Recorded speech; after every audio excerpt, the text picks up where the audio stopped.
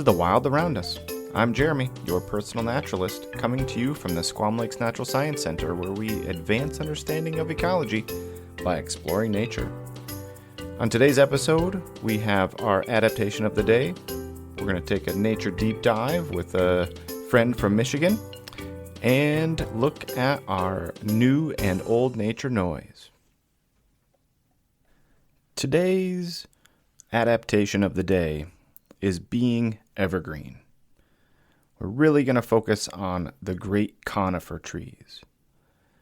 When deciduous trees are brown and bare this time of year, the green conifers noticeably stand out against the background of white snow.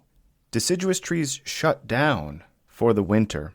Their abscission cells blows off energy flow and the leaves are pushed away. Evergreens are the true kings of winter. Evergreens have small leaves, those needles, that are able to shed snow easily. Imagine the complications a deciduous tree would have with those giant leaves catching all of that snow and ice. Look closely at the evergreen needles and notice the waxy coating that covers them. This protects the tree against many of those harsh conditions like drought, cold, wind.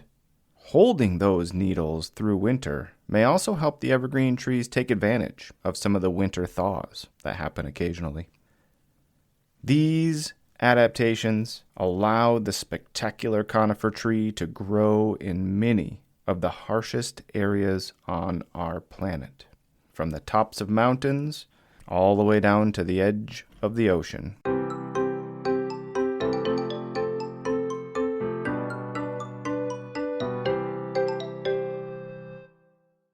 Today for our deep dive, I'll be interviewing conservation and education specialist Emily Burke. I'll have links to Grass River Natural Area in the show notes. I recommend you take a look at what they do a little bit more. Let's listen in. Yeah, so I'm coming to you guys from northern Michigan, near the Traverse City area, and work at a place called Grass River Natural Area, which is an almost 1,500 acre nature preserve. And we have a nature center that we do a lot of educational programming at. So we're here really to focus on porcupines and their adaptations in the wintertime. And porcupines, they're one of my favorite animals, although I could say that about a lot of the topics that we're talking about on this podcast. But in the winter, they do have to change a few things, but they're pretty hardy animals. And a lot of animals have adaptations that help them survive and combat the cold temperatures in winter. Some of them leave for winter, but porcupines, they hunker down and stay right here. But how do they survive those cold temperatures? Yeah, so for all warm-blooded or endothermic animals, that's a serious concern, right? Is like getting enough calories in winter when food is very hard to come by, especially for animals that eat plant material. Getting enough calories and, because it takes a lot of energy for warm-blooded animals to keep themselves warm in the cold weather. Yeah, porcupines have some pretty crazy winter adaptations, as you were saying. They eat very low quality plant material in the wintertime, mostly bark and also conifer needles, especially of eastern hemlock, because a lot of their preferred plant foods like leaves and greens aren't available in the winter. And they have some pretty awesome digestive adaptations that help them process that really low quality, basically wood. Yeah, so part of how they get under that bark is pretty crucial too. They have some pretty wild teeth, and those teeth help them get to that inner bark. Yeah, so that's really what they're eating, the inner bark, the cambium layer specifically, and then they will eat needles, and they'll eat the new growth at the tips of branches. But yeah, as you can imagine, it's really hard to get a lot of nutrients from that sort of low quality material. So they have a super long digestive tract, so that food spends as much time as possible in the digestive tract so that the porcupine can get as many nutrients as it can. And then they also have a little pouch It's a little organ between their small and large intestine called a cecum, and that actually houses a special kind of bacteria that helps them to digest this food that's really high in fiber and cellulose. And then the porcupine can harvest the nutrients. So getting energy, they got covered. How about conserving that energy? Being out in the cold, that's going to take a lot of energy just to stay warm. What is it about porcupines that help them just stay warm? Yeah, so a couple things. First of all, you talked about conserving energy. So as you can imagine, porcupines, they're not very agile creatures. They're sort of bumbling. They've got relatively very short legs. They're very flat-footed. They've got this huge amount of quills. It's really hard for them to travel through deep snow. They're basically like little snow plows. And so they decrease their home range in the winter, something like 80 to 90% shrinkage of home range from summer to winter, just so they don't have to travel as much, because traveling just uses a lot of energy for porcupines. And so they usually forage only like up to 100 meters from their den tree. They wear down these little paths throughout their territory. Their den does help them conserve heat a little bit, not in the fact that it's insulating in any way, but it does protect them from the wind. So it does cut down on any heat loss due to convection from the wind. Their den is usually like in a hollow tree or a hollowed out log. Cool. So they can den in a hollow log in some rocky type areas. I actually have one at my neighbor's house, and they're not there in the wintertime. That goes into their basement.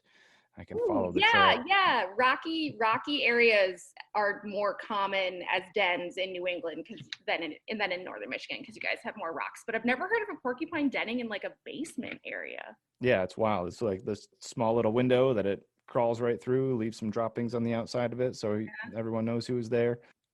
Porcupines have 5 different types of fur, which is always really amazing to me. They have those quills, they have fur underneath their tail that kind of acts as a mat, almost like a carpeting to lean up against the tree so it doesn't kind of rub wrong on the tree. And they have whiskers for helping them feel their way through those dens and their sense of touch to be able to find their way through a forest.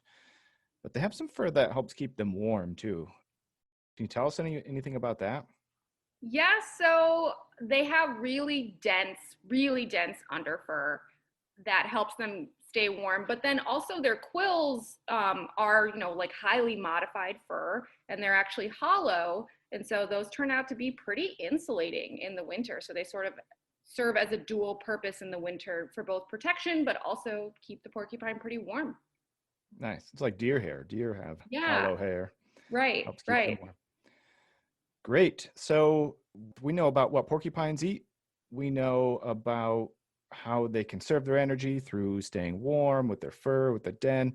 We know that they make trails. Well, Emily, you've told us a lot of great information about porcupines, and I'm hoping that encourages people to keep an eye out for some of the different signs, like the trails. Is there anything else that we could look for when we're out looking for porcupines?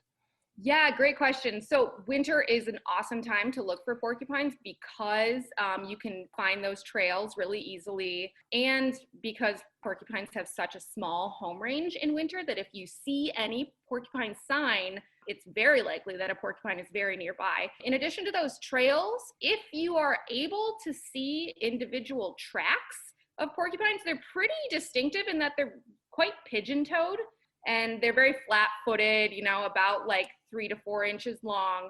But also feeding sign is really pretty obvious for porcupines in the winter. So you can see these things called nip twigs, which I was talking about. They like to eat the very tips of twigs, but they're pretty heavy and pretty large bodied. And so it's hard for them to get all the way out to the very tips of those branches.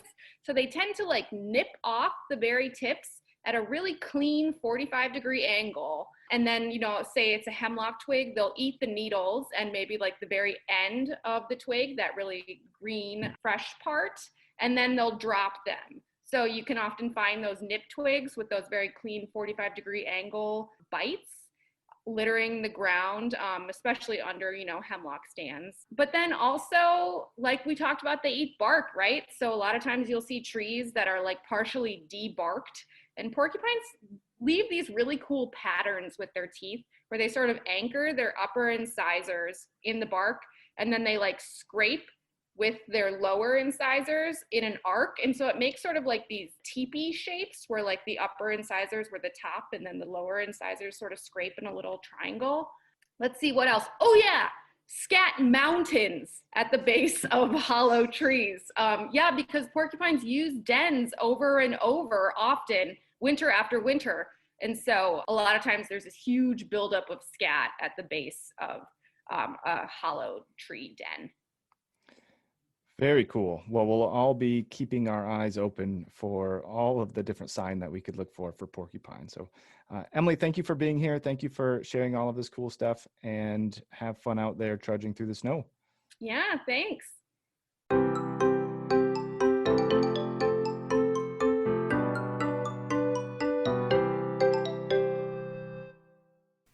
Let's get right into nature noise. Last week, I played you this sound.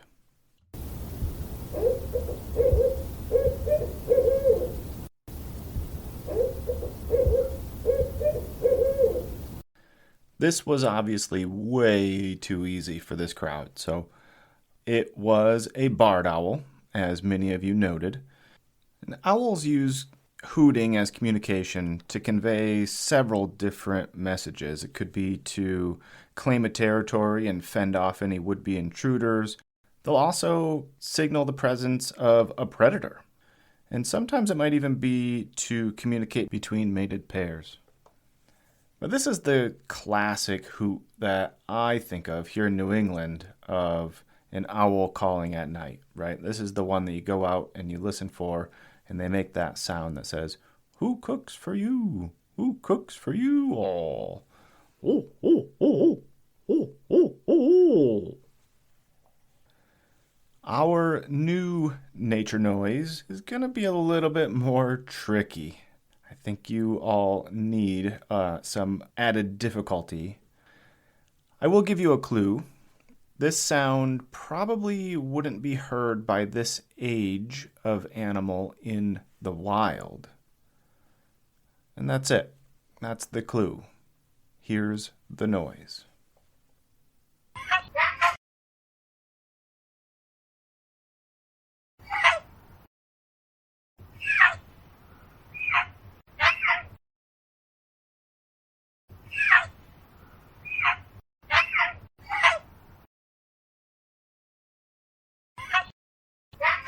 So please do, if you have any guesses, feel free to email me at Jeremy.Phillips at nhnature.org, and that email's in the show notes as well.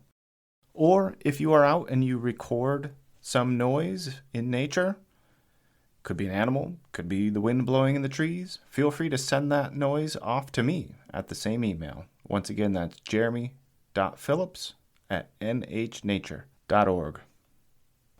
And that is the show for today. Don't forget to get out and enjoy the wild around you.